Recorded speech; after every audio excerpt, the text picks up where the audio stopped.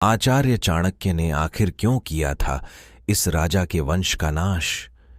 इन 5 बातों में छिपी है पूरी कहानी।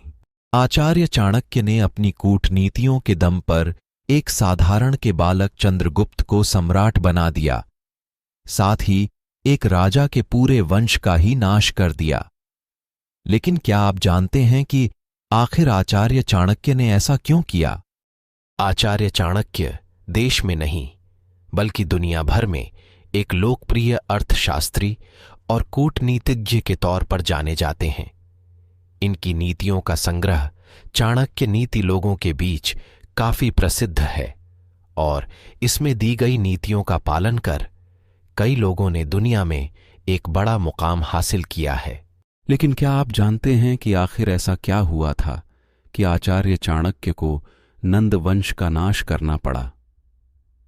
आज हम आपके इस सवाल का जवाब लेकर आए हैं। आचार्य चाणक्य को कौटिल्य नाम से भी जाना जाता है और वह चंद्रगुप्त मौर्य के महामंत्री थे। उनका जन्म एक ब्राह्मण परिवार में हुआ था और उनका असली नाम विष्णुगुप्त था।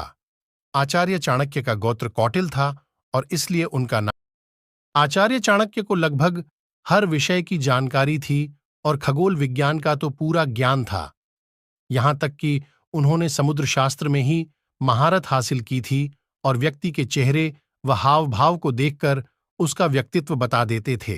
अपने ज्ञान के दम पर आचार्य चाणक्य मगध साम्राज्य में न्यायालय विद्वान बने।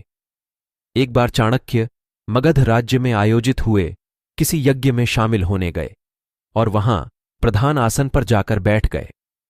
नंद वंश के राजा धनानंद ने आसन पर बैठे चाणक्य की वेशभूषा देखकर उसका अपमान किया और आसन से उठने का आदेश दिया। भरी सभा में हुए इस अपमान से क्रोधित होकर चाणक्य ने अपनी छोटी खोल दी और कसम खाई कि जब तक मैं नंद वंश का नाश नहीं करूंगा तब तक छोटी नहीं बांधूंगा। बस अपने इस अपमान का बदला लेने के लिए ही चाणक्य ने नंद वंश का नाश करने के लिए नीतियां बनाईं। अपनी प्रतिज्ञा पूरी करने के लिए चाणक्य ने एक साधारण के बालक चंद्रगुप्त को शिक्षा दीक्षा दी और मौर्य वंश की स्थापना की। फिर उसे बच्चे को मौर्य वंश का सम्राट बनाकर गद्दी पर बैठाया। इस दौरान चाणक्य अपने अपमान का बदला लेने के लिए नई नई नीतियां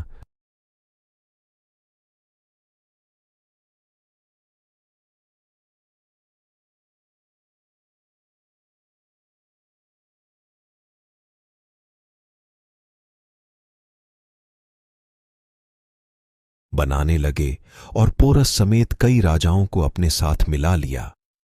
कई देश के राजाओं को साथ मिलाकर चाणक्य ने नंद वंश के राजा घनानंद पर आक्रमण कर दिया, जीत हासिल की। आचार्य चाणक्य का मानना है कि यदि आप अपने दुश्मन को हराना चाहते हैं तो कभी भी उसकी बात पर गुस्सा ना हो, बल्कि मुस्करा वहां से निकल जाएं और फिर ठंडे दिमाग के साथ रणनीति तैयार करें।